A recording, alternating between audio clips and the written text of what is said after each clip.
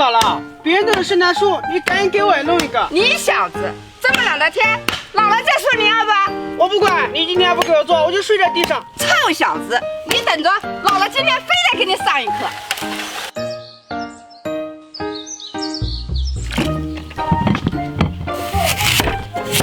姥姥，这么好的水果全被你切得稀烂。姥姥给你做了好看又好吃的圣诞树啊！又在骗我，什么树我怎么没吃过？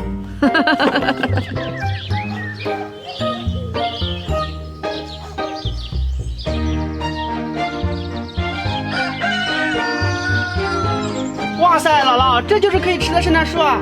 漂亮吧？喜欢的给姥姥点个小爱心啊！哇，姥姥，这圣诞树好好看啊！来，姥姥把它送给你。还是姥姥对我好，我都舍不得吃。哼，我的嘞！